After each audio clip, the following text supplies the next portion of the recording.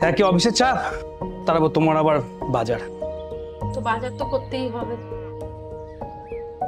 তুমি আমার শ্যাম্পুটা এনেছো?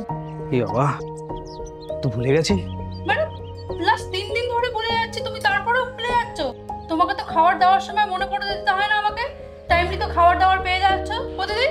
ঘরে এতগুলো লোক, এত কাজকর্ম সব আমি একা হাতে ম্যানেজ করছি, তুমি একটু শ্যাম্পুটা পর্যন্ত এনে দিতে পারছো না? তোমার দ্বারা কিচ্ছু হবে না।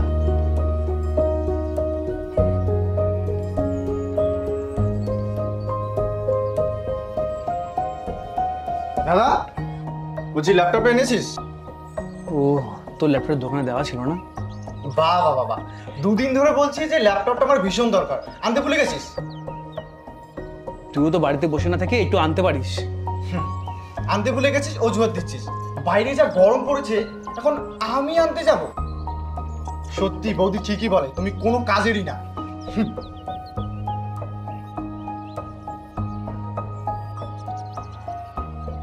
তুই কলেজে আসছিস তো? হ্যাঁ, তো যাবই, তাড়াতাড়ি আসিস কিন্তু। হ্যাঁ সুমি, এই সুমি, একটু ধর তো। হ্যাঁ, কি হয়েছে? আমার জন্য চা করে আনবি বোন? ধুর, আমি এখন চাটা কিছু করতে পারবো না, তুমি নিজে করে নাও না। আর না হলে বৌদিকে বলো, আমাকে ডাকবে না।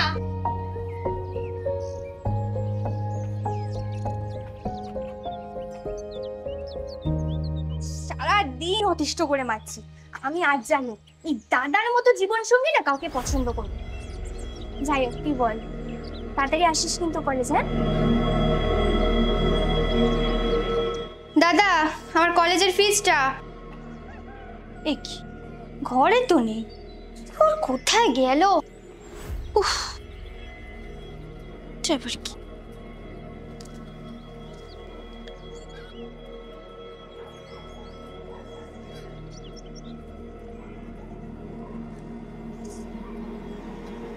বৌদি, বৌদি, এই ছোটদা, একবার এই ঘরে আয়। কি হয়েছে রে, চেঁচাচ্ছিস কেন? দেখো দাদা কি কাণ্ড করেছে। কি আবার করলো এখন? তুইও দেখ, চিঠি লিখে উনি বাড়ি ছেড়ে চলে গেছে। মানে কোথায় গেল? কি অদ্ভুত, বুড়ো বয়সে এসব ছেলে মানুষই করছে আজকাল।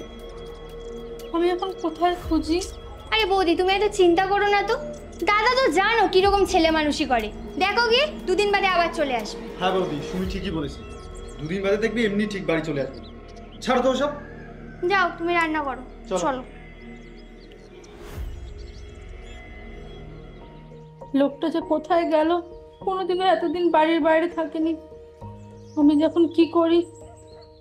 বৌদি, হ্যাঁ, আমার অনেক দিনে মাইনে বাকি, মাইনেটা দিন, নয়তো কালকের থেকে আমি কাজে আসবো না। তো তা তুই তো জানিস তো দাদাবাবু নেই।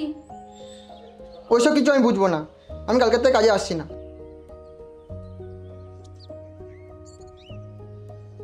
বৌদি। হ্যাঁ, তোর মন খারাপ কেন? আসলে বৌদি, বাইকের দুটো ইএমআই বাকি পড়ে আছে, বাইকটা নিয়ে কোথাও বেরোতে পারছি না, আর কি করব কিছু বুঝতে পারছি না। আমাদের জানিস কাজের লোকটাও কাজ ছেড়ে চলে গেছে, ইলেকট্রিক বিলও 2 মাসের বাকি পড়ে গেছে। আমাদের কাজের লোকটাও জানিস কাজটা ছেড়ে চলে গেল, আর ইলেকট্রিক বিলটাও দেওয়া হয়নি। কি যে হবে? বৌদি, আমার তো 2 মাসের টিউশন ফিস বাকি পড়ে গেছে, পড়তেও যেতে পারছি না, কি করি বলো তো? তোর দাদা থাকলে মনে হয় আমাদের এই দিনটা দেখতে হতো না রে। লোকটা আর যাই হোক, আমাদের জন্য সবসময় গাধার মতো খাটতো। হ্যাঁ বৌদি, তুমি একদম ঠিক বলেছো, দাদা অজান্তেই সবার প্রয়োজন মেটাতো, আমরা সেটা কোনোদিনও বুঝতে পারিনি। চলো বৌদি, আমরা সবাই মিলে দাদার একবার খবর নেবার চেষ্টা করি। বলছিস? হ্যাঁ বৌদি, চলো। চল তাহলে।